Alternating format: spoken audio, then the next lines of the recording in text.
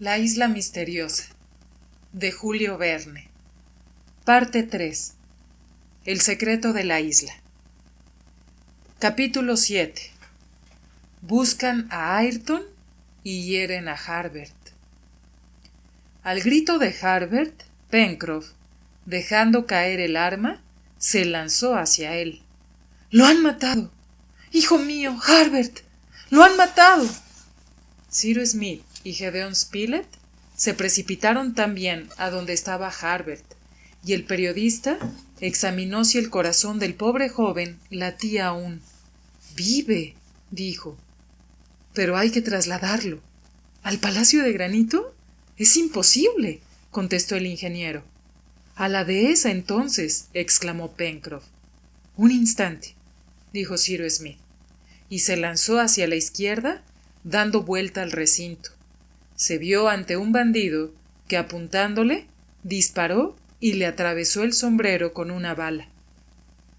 Pocos segundos después, antes de que tuviera tiempo de disparar el segundo tiro, caía aquel pirata herido en el corazón por el puñal de Cyrus Smith, más seguro todavía que su fusil.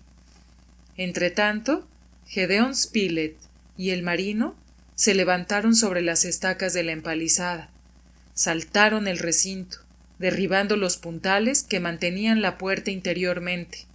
Se precipitaron en la casa vacía y poco después el pobre Harbert reposaba en la cama de Ayrton. Cyrus Smith no tardó en llegar.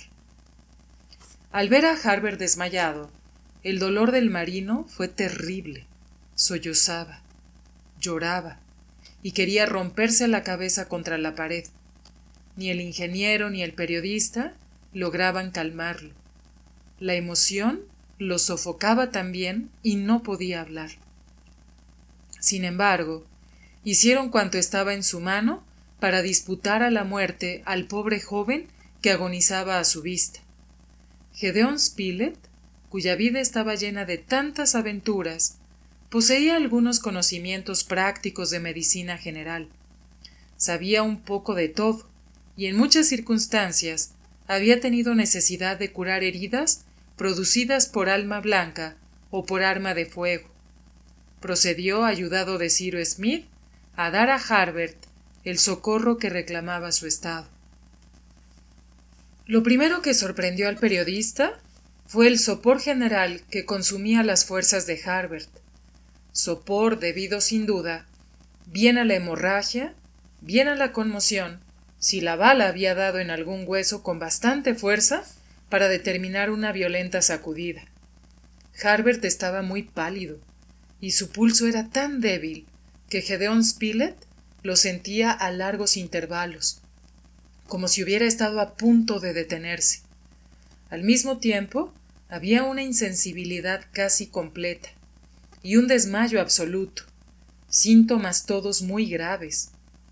Desnudaron el pecho de Harbert, y habiéndose detenido la hemorragia con los pañuelos, lo lavaron con agua fresca. Entonces apareció la contusión, o mejor dicho, la herida contusa. Vieron un agujero oval en el pecho, entre la tercera y cuarta costillas. Por allí había entrado la bala. Cyrus Smith y Gédéon Spilett volvieron al pobre joven, que lanzó un gemido tan débil que hubiera podido creerse que era su último suspiro.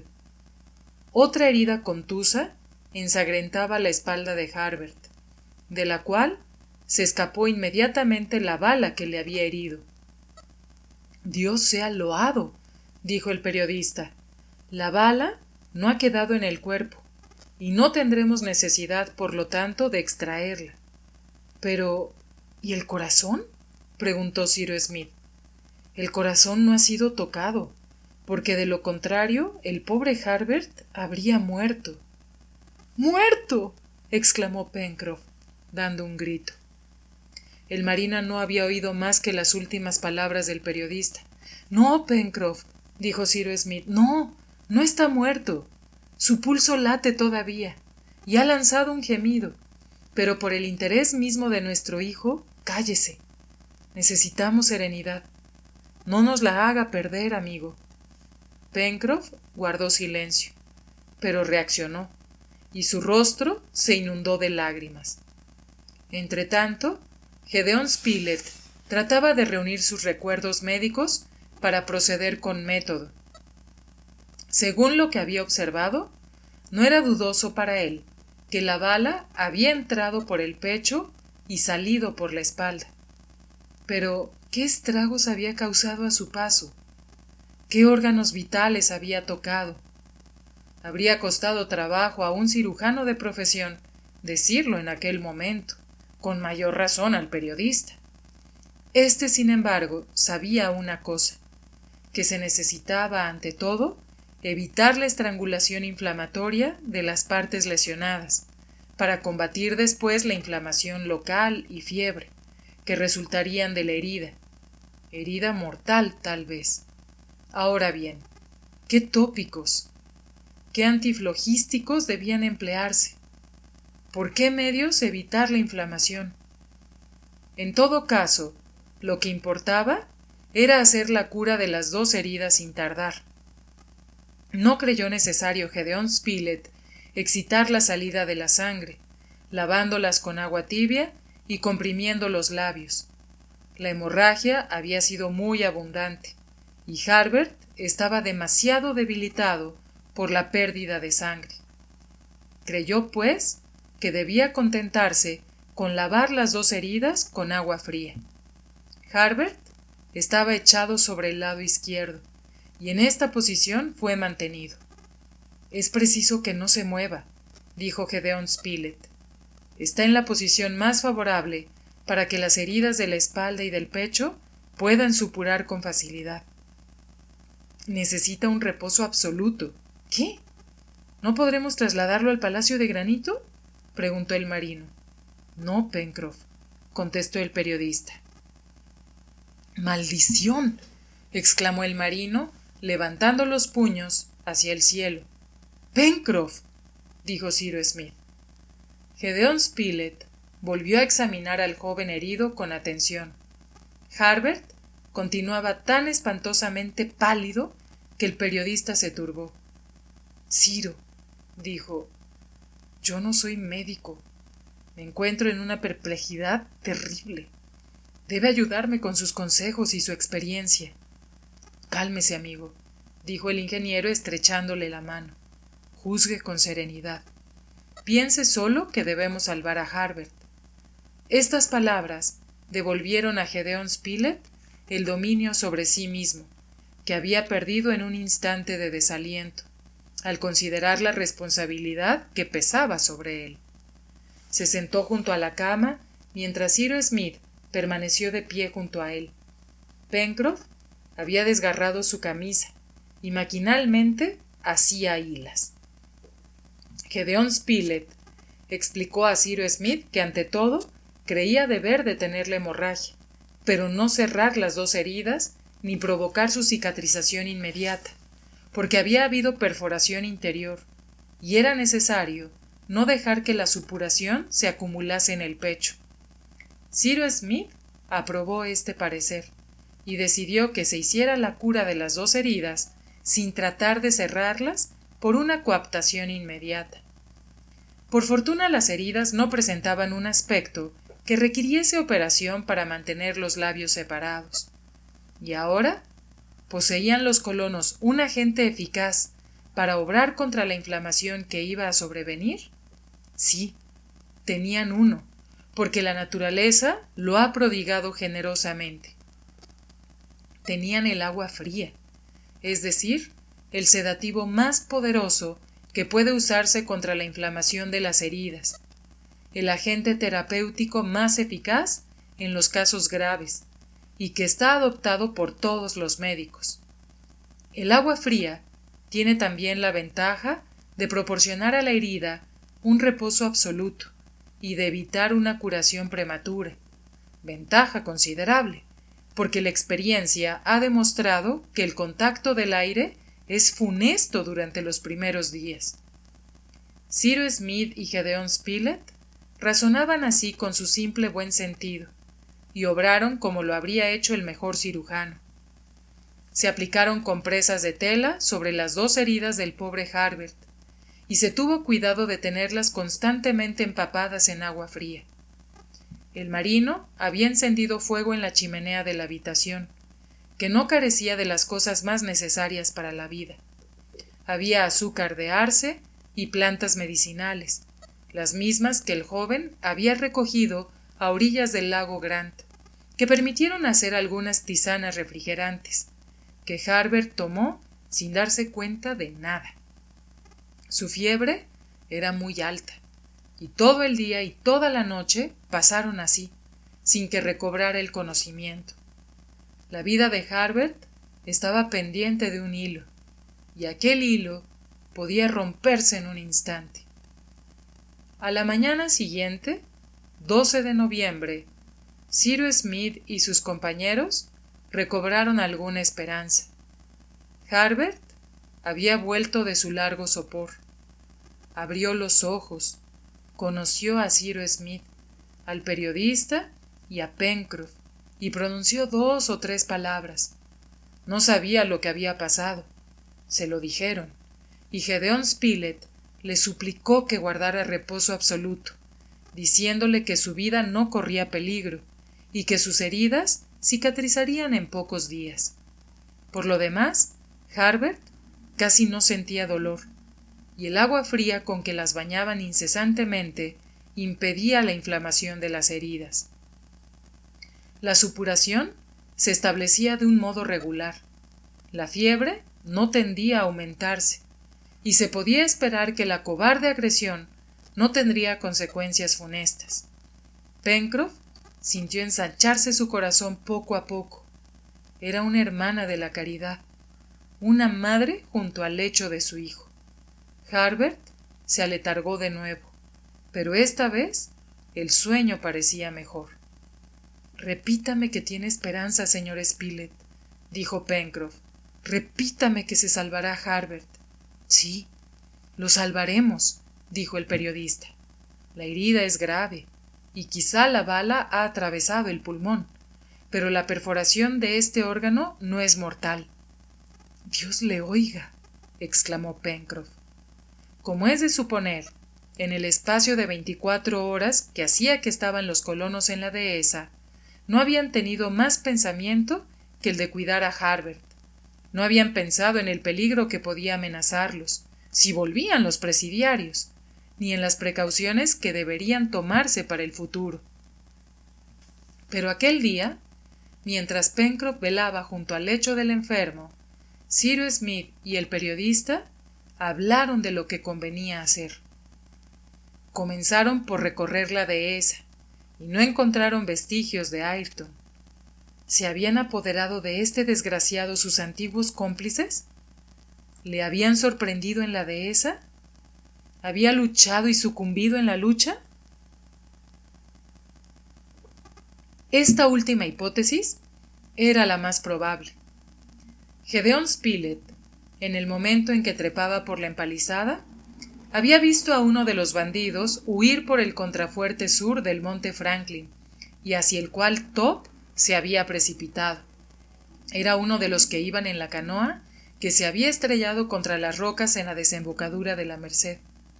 Además, el otro, a quien Cyrus Smith había matado, y cuyo cadáver fue encontrado fuera del recinto, pertenecía también a la partida de Bob Harvey. En cuanto a la dehesa, no había sufrido ninguna devastación. Las puertas estaban cerradas, y los animales domésticos no habían podido dispersarse por el bosque. No se veía tampoco señal alguna de lucha ni deterioro en la habitación ni en la empalizada. Solamente habían desaparecido con Ayrton las municiones que tenía. «El desgraciado habrá sido sorprendido», dijo Cyrus Smith, «y como no era hombre de entregarse sin lucha, habrá sucumbido». «Sí, es probable», añadió el periodista. Después los presidiarios se instalaron en la dehesa, donde tenían comestibles en abundancia, y han huido cuando nos han visto llegar. Es evidente también que en aquel momento Ayrton, muerto o vivo, no estaba aquí. «Habrá que registrar el bosque», dijo el ingeniero, «y purgar la isla de esos miserables». Los presentimientos de Pencroff no lo engañaban, cuando quería que les diéramos caza como fieras. Si lo hubiéramos hecho, nos habríamos ahorrado muchas desgracias. Sí, dijo el periodista, pero ahora tenemos el derecho de exterminarlos sin piedad. En todo caso, dijo el ingeniero, necesitamos esperar y permanecer en la dehesa hasta que Harbert pueda ser trasladado sin peligro al Palacio de Granito. ¿Y Nab? Preguntó el corresponsal. Nab está seguro. ¿Y si, alarmado por nuestra ausencia, se aventurase a venir? Es preciso que no venga, contestó Cyrus Smith. Sería asesinado en el camino. Sin embargo, lo más probable es que trate de reunirse con nosotros. Si funcionase el telégrafo, le podríamos avisar, pero es imposible. En cuanto a dejar solos aquí a Pencroff y Harbert, no hay que pensar en ello. Pues bien, yo iré solo al Palacio de Granito. No, no, Ciro, intervino el periodista. No se exponga así, porque de nada le serviría su valor. Esos miserables, evidentemente, vigilan la dehesa y están emboscados entre la espesura que la rodea. Si fuese solo, tendríamos que sentir 2 desgracias en vez de una. Pero, ¿y Nab? Repitió el ingeniero. Ya hace 24 horas que está sin noticias nuestras. Querrá venir. Y como estará aún menos prevenido que nosotros para evitar una sorpresa, añadió Gedeón Spilett, será indudablemente atacado. ¿No hay medio de avisarlo? Mientras el ingeniero reflexionaba, se fijaron sus miradas en Top, que iba y venía de un lado a otro, y parecía decir: ¿No estoy yo aquí para eso? ¡Top! Exclamó Cyrus Smith. El animal llegó de un salto junto a su amo. Sí, Top irá, dijo el periodista, que había comprendido la intención del ingeniero. Top pasará por donde nosotros no podríamos pasar. Llevará al Palacio de Granito noticias de la dehesa y nos traerá razón de Nab. ¡Pronto!, respondió Cyrus Smith. ¡Pronto! Gedeón Spilett arrancó rápidamente una hoja de su cuaderno y escribió las siguientes líneas. Harbert herido. Estamos en la dehesa. Ten mucho cuidado. No salgas del Palacio de Granito. ¿Se han presentado los piratas por ahí? Respuesta por Top. Este billete lacónico contenía todo lo que Nab debía saber y le preguntaba todo lo que los colonos tenían interés en conocer. Gedeón Spilett lo dobló y ató al cuello de Top, de manera que estuviese visible. «Top», dijo entonces el ingeniero, acariciando al animal. «Nab, Top. Nab, Top. Anda, anda». Top empezó a dar saltos, adivinando sin duda lo que se exigía de él. El camino del Palacio de Granito le era familiar. En menos de media hora podía atravesar la distancia que le separaba. Donde Cyrus Smith y el periodista no hubieran podido aventurarse sin peligro, Top, corriendo entre las hierbas o por la linde del bosque, pasaría sin ser visto. El ingeniero llegó hasta la puerta de la dehesa y abriendo una de sus hojas, repitió: «Nab, Top. Nab, Top», tendiendo la mano en dirección al Palacio de Granito. El perro se lanzó fuera del recinto y desapareció a los pocos momentos. «¿Llegará?», dijo el periodista. «Sí, y volverá el fiel animal». «¿Qué hora es?», preguntó Gedeón Spilett. «Las 10. Dentro de una hora quizá estará aquí. Vigilaremos el camino». Cerraron de nuevo las puertas de la dehesa y entraron en la casa. Harbert estaba profundamente dormido y Pencroff mantenía las compresas en un estado permanente de humedad. Gedeón Spilett, viendo que nada había que hacer por el momento, se ocupó en preparar algún alimento, sin dejar de vigilar con cuidado la parte del recinto inmediato al contrafuerte por donde podía venir una agresión. Los colonos esperaron con ansiedad la vuelta de Top. Un poco antes de las 11, Cyrus Smith y el periodista, con la carabina en la mano, estaban detrás de la puerta, preparados a abrirla al primer ladrido de su perro. No dudaban que si Top había podido llegar sin tropiezo al Palacio de Granito, Nab lo volvería a enviar inmediatamente. Estaban allí hacía 10 minutos, cuando oyeron una detonación seguida de ladridos repetidos.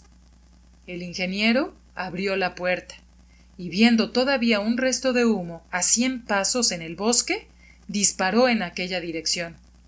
Casi al mismo tiempo, Top saltó dentro de la empalizada, cuya puerta volvió a cerrarse inmediatamente. ¡Top! ¡Top!, exclamó el ingeniero, tomando la gruesa cabeza de su fiel perro entre las manos. Cyrus Smith leyó estas palabras trazadas con letra gruesa de Nab en el billete que Top llevaba colgado del cuello. No hay presidiarios en las inmediaciones del Palacio de Granito. No me moveré. Pobre señor Harbert. Capítulo 8. Cena de Harbert. La fortuna empieza a darles la espalda. Luego, los presidiarios continuaban en las inmediaciones de la dehesa, espiando lo que en ella pasaba, decididos a matar a los colonos uno tras otro. Había que tratarlos como fieras, pero debían tomarse grandes precauciones, porque en aquel momento los miserables tenían la ventaja de la situación, viendo y no siendo vistos, pudiendo sorprender bruscamente con un ataque y no pudiendo ser sorprendidos. Cyrus Smith tomó todas las medidas necesarias para vivir en la dehesa, cuyas provisiones, por otra parte, podían bastar para largo tiempo. La casa de Ayrton había sido provista de todo lo necesario para la vida, y los presidiarios, asustados por la llegada de los colonos, no habían tenido tiempo de saquearla. Era probable, como observó Gédéon Spilett, que las cosas hubieran pasado de esta manera. Los 6 presidiarios desembarcados en la isla habían seguido el litoral sur. Después, recorriendo las 2 millas de la península serpentina, no queriendo aventurarse por los bosques del Far West, habían llegado a la desembocadura del río de la Cascada. Una vez en aquel punto, subiendo por la orilla derecha del río, habían encontrado los contrafuertes del monte Franklin, entre los cuales era natural que buscasen refugio. No habían tardado en descubrir la dehesa, entonces deshabitada. Se habían instalado, esperando el momento de poner en ejecución sus proyectos abominables. La llegada de Ayrton les sorprendió, pero habían conseguido apoderarse del infeliz. Lo demás se adivinaba fácilmente. Entretanto, los malhechores, reducidos a 5, pero bien armados, vagaban por los bosques, y aventurarse contra ellos era exponerse a sus tiros, sin que fuera posible contestarlos ni evitarlos. Esperemos. Es lo único que se puede hacer, repetía Cyrus Smith. Cuando Harbert esté curado, podremos organizar una batida general en la isla y acabar con esos miserables. Tal será el objeto de nuestra gran expedición, al mismo tiempo que buscar a nuestro protector misterioso, añadió Gédéon Spilett, acabando la frase del ingeniero. Tenemos que confesar, querido Ciro, que esta vez su protección nos ha faltado, y en el momento en que nos era más necesaria. ¿Quién sabe?, exclamó el ingeniero. ¿Qué quiere usted decir?, preguntó el periodista. Que aún nos aguardan muchos contratiempos, mi querido Spilett, y que la poderosa intervención de ese ser misterioso tendrá quizá ocasión de ejercitarse en favor nuestro. Pero no se trata de eso. La vida de Harbert ante todo. Este era el cuidado más doloroso de los colonos. Pasaron algunos días y el estado del pobre joven, afortunadamente, no había empeorado. Era mucho haber ganado tiempo contra la enfermedad.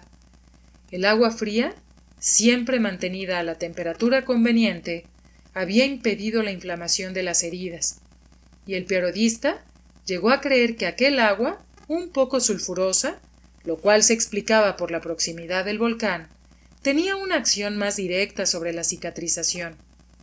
La supuración era menos abundante, y Harbert, merced a los cuidados incesantes de que estaba rodeado, volvía a la vida. Su fiebre era menos intensa. Además, estaba sometido a una dieta severa, y por consiguiente, su debilidad era y debía ser grande, pero no faltaban las tisanas y el reposo absoluto le hacía bien.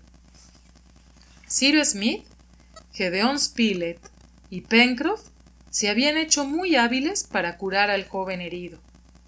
Habían sacrificado todo el lienzo que había en la habitación. Las heridas de Harbert, cubiertas de compresas y de hilas, no estaban ni comprimidas ni holgadas, de manera que se provocase la cicatrización sin determinar ninguna reacción inflamatoria.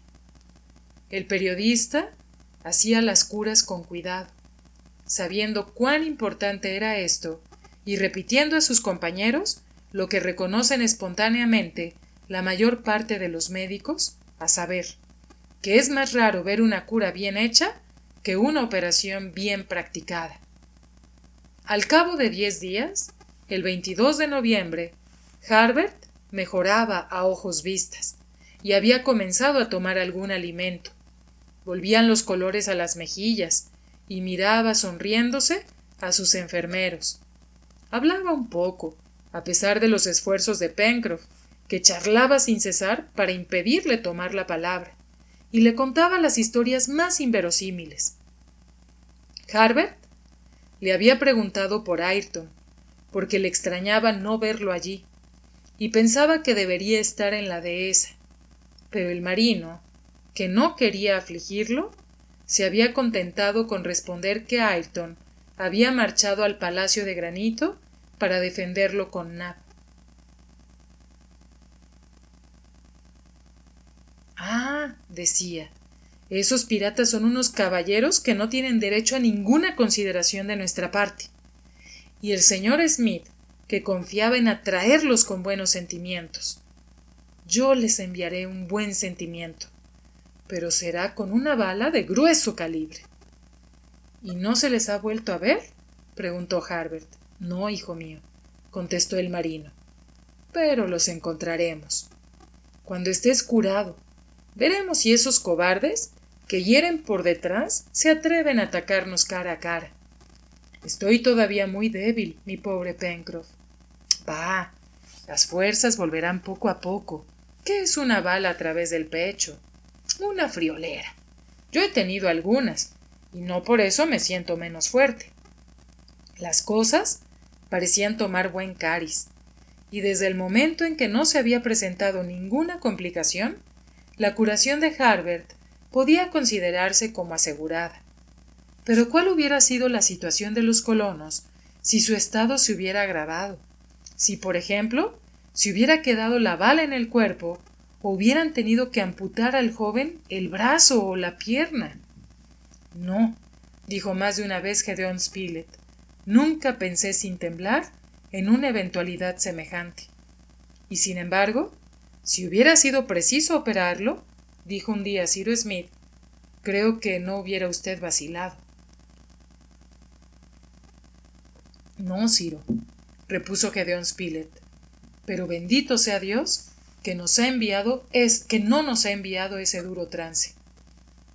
Los colonos, en esta como en todas las demás circunstancias, habían apelado a esa lógica del buen sentido, que tantas veces les había sido útil, y habían logrado buen éxito gracias a sus conocimientos generales. ¿Pero no vendría un momento en que fuese inútil toda su ciencia?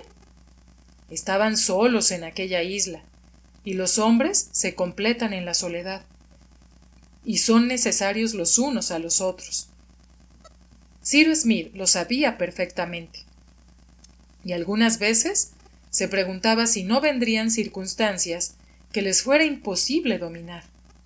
Le parecía además que sus compañeros y él hasta entonces felices, habían entrado en un periodo nefasto. Hacía más de 2 años y medio que se habían escapado de Richmond, y desde entonces puede decirse que todo iba a medida de sus deseos. La isla les había dado abundantemente minerales, vegetales y animales, y si la naturaleza les había prodigado sus dones, su ciencia les había puesto en situación de sacar partido de cuanto se les ofrecía.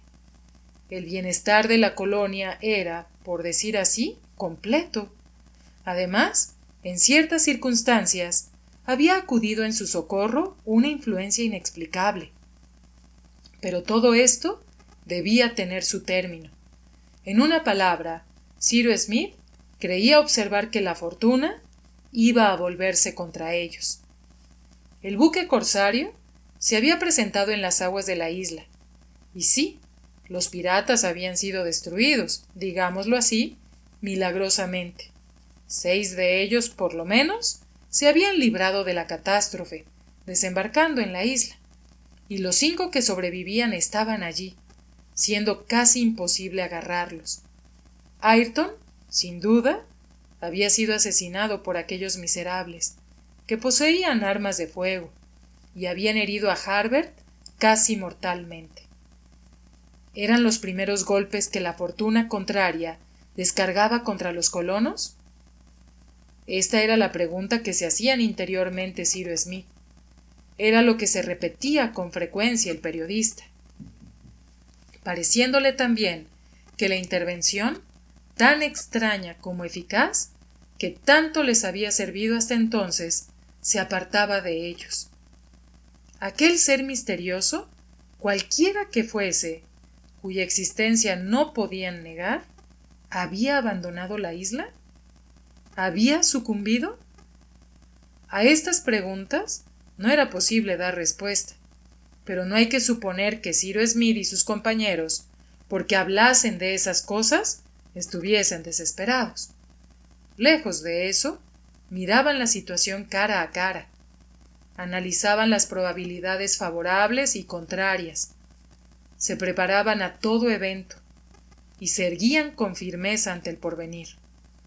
Si la adversidad venía de cara, encontraría en ellos hombres preparados para combatirla.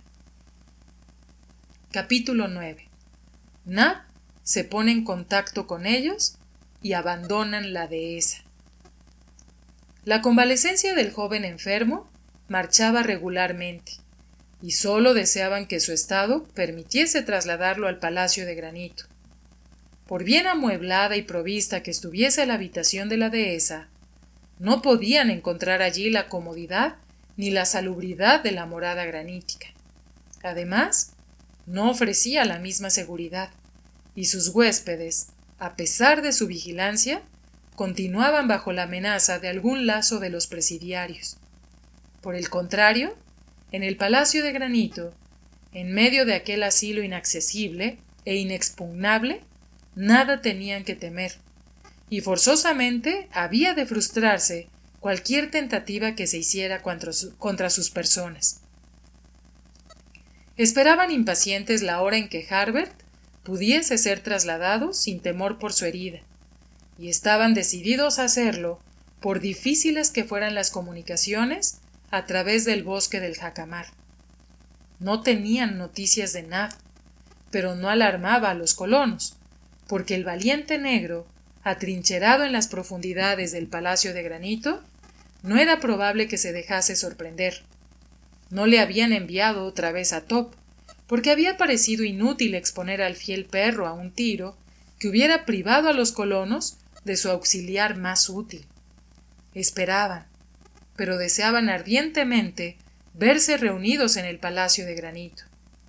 No quería el ingeniero ver divididas sus fuerzas, porque esta división convenía a los planes de los presidiarios. Desde la desaparición de Ayrton ya no eran más que 4 o 5, y no era este el menor cuidado que agitaba al valiente joven, que comprendía las dificultades de que era causa su enfermedad. La cuestión relativa a lo que debía hacerse en las condiciones actuales respecto a los piratas fue tratada a fondo el día 29 de noviembre entre Cyrus Smith, Gedeón Spilett y Pencroff en un momento en que Harbert, adormecido, no podía oírlos. «Amigos», dijo el periodista, después que se hubo hablado de Nab y de la imposibilidad de comunicarse con él, «creo que aventurarse por el camino del Palacio de Granito sería exponerse a recibir un tiro sin poder devolverlo. Pero ¿no piensan que lo que convenía hacer ahora sería dar francamente caza a esos miserables?» «Es lo que yo estaba pensando», repuso Pencroff. «Ninguno de nosotros teme una bala, supongo yo, y por mi parte, si el señor Ciro lo aprueba, estoy dispuesto a lanzarme al bosque. ¡Qué diablo! Un hombre vale tanto como otro». «¿Pero vale por 5?» preguntó el ingeniero. «Yo iré con Pencroff», contestó el periodista, «ambos bien armados y acompañados de Top».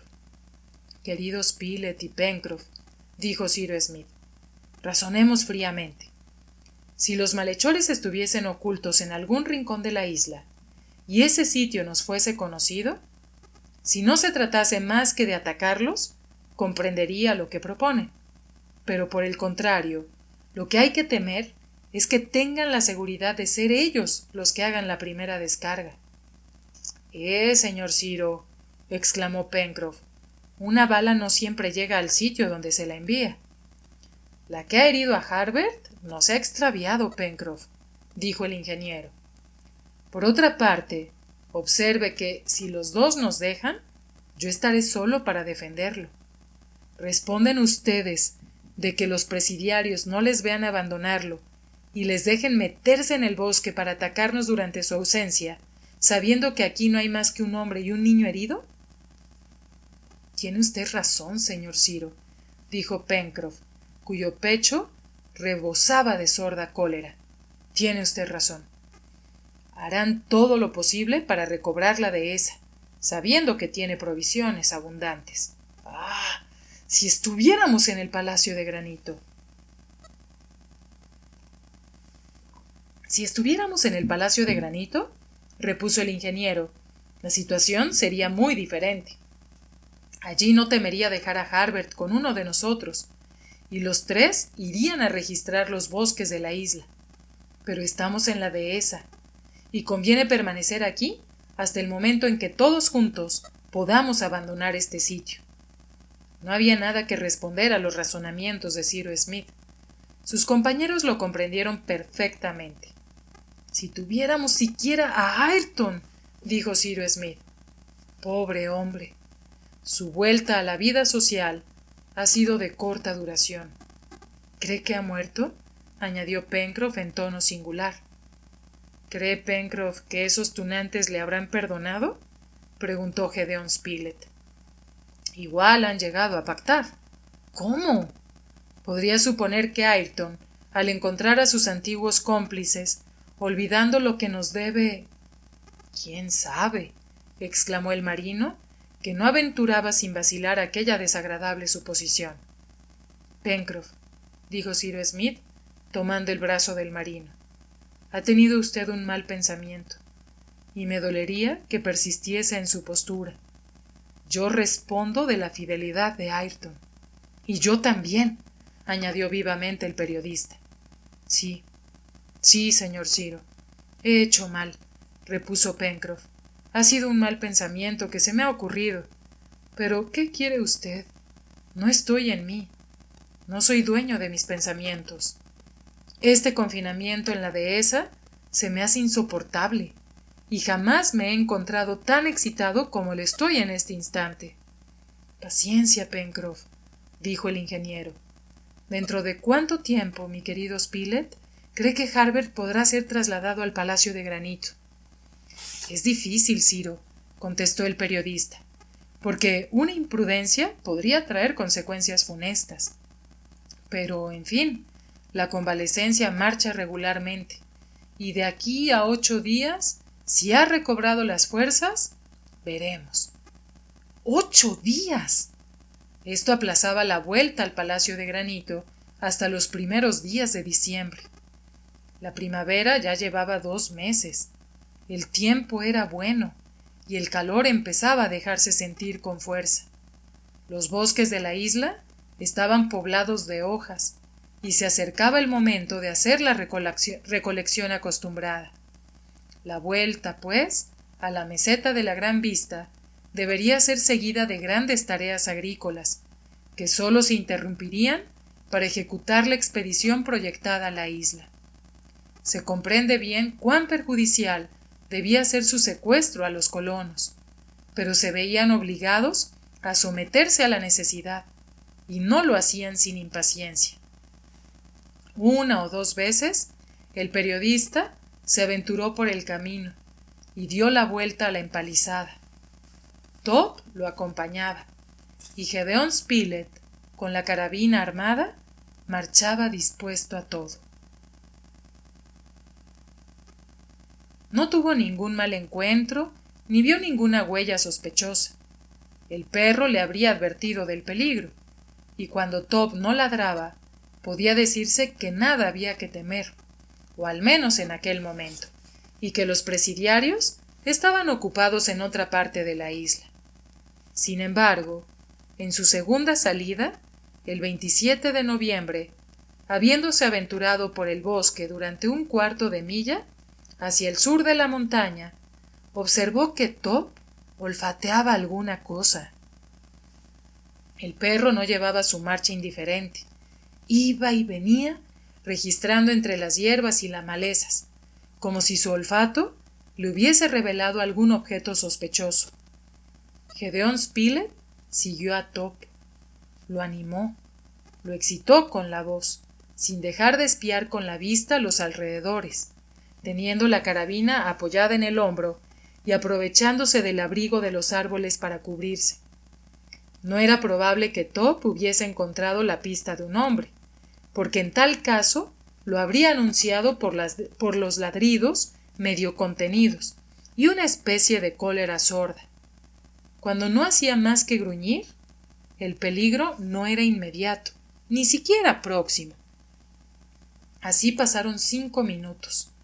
Top registrando y el periodista siguiéndolo con prudencia, cuando de repente el perro se precipitó hacia las espesuras de los arbustos, de donde sacó un trapo. Era el jirón de un vestido manchado y lacerado, que Gedeón Spilett llevó inmediatamente a la dehesa. Los colonos lo examinaron y reconocieron que era un pedazo de chaqueta de Ayrton, hecha de aquel fieltro que sólo se fabricaba en el taller del Palacio de Granito. «Ya lo ve, Pencroff», observó Cyrus Smith. «Ha habido resistencia por parte del desgraciado Ayrton. Los presidiarios se lo han llevado a pesar suyo. ¿Duda usted todavía de su honradez?» «No, señor Ciro», repuso el marino, «y hace largo tiempo que se va desvaneciendo mi desconfianza. Pero me parece que hay una consecuencia que sacar de este hecho». «¿Cuál?», preguntó el periodista. «Que Ayrton no ha muerto en la dehesa, que se lo han llevado vivo, puesto que ha resistido.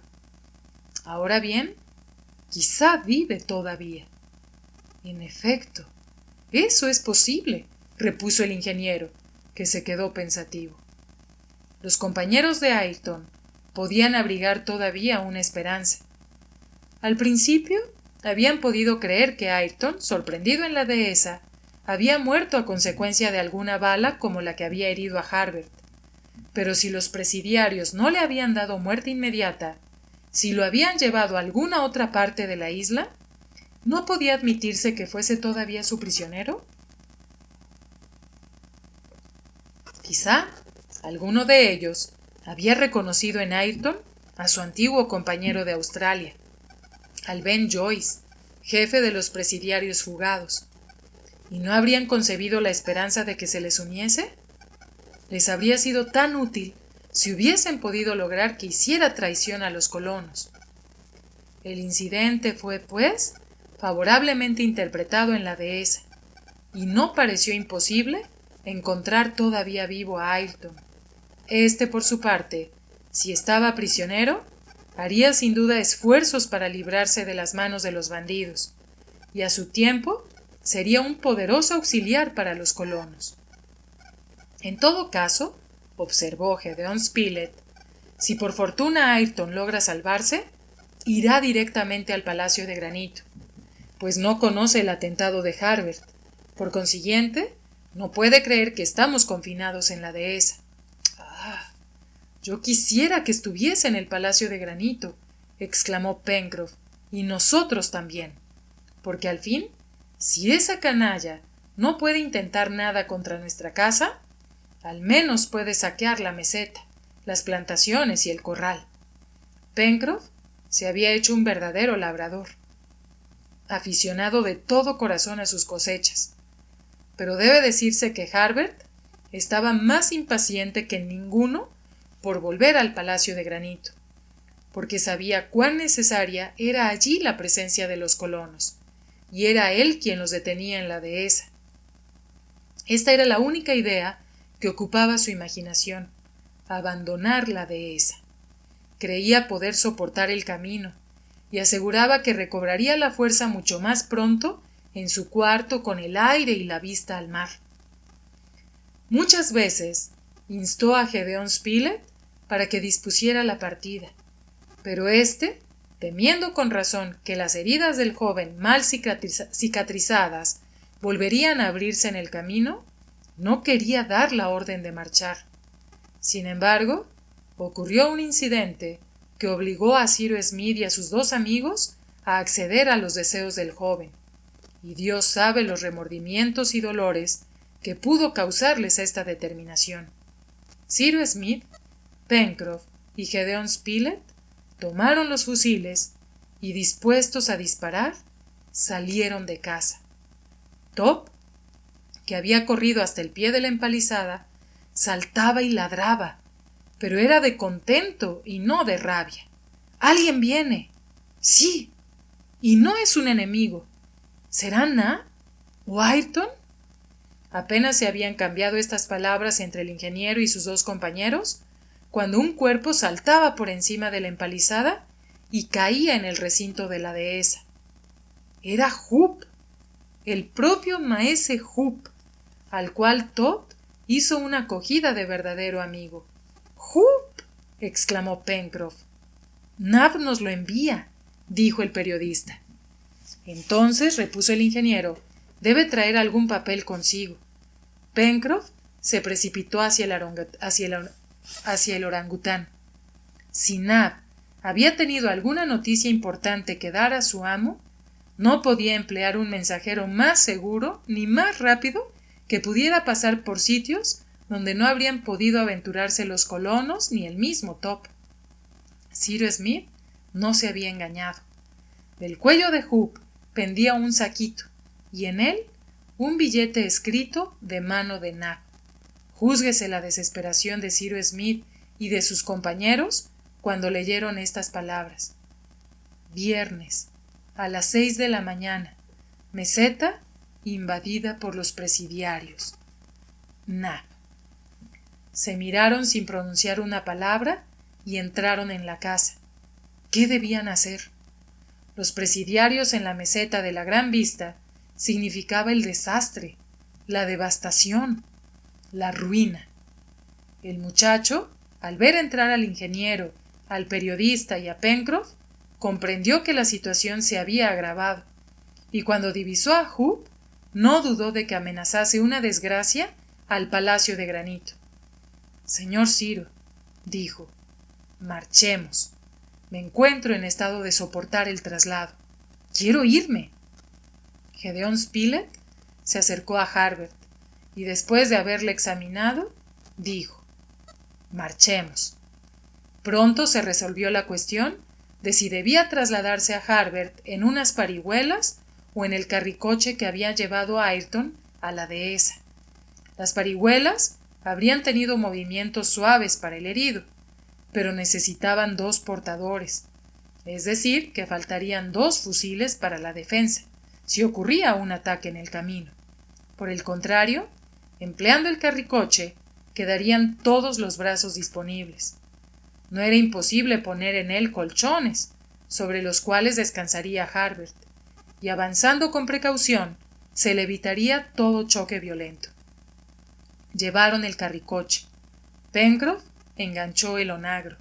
Cyrus Smith y el periodista levantaron los colchones y los colocaron en el fondo, entre los dos bandos. El tiempo era bueno. Vivos rayos de sol penetraban entre los árboles. ¿Están preparadas las armas?, preguntó Cyrus Smith. Lo estaban. El ingeniero y Pencroff, armados cada uno de una escopeta de 2 cañones, y Gédéon Spilett, provisto de su carabina, estaban preparados para partir. ¿Estás bien, Harbert?, preguntó el ingeniero. Sí, señor Smith, contestó el joven. Esté tranquilo, no moriré en el camino.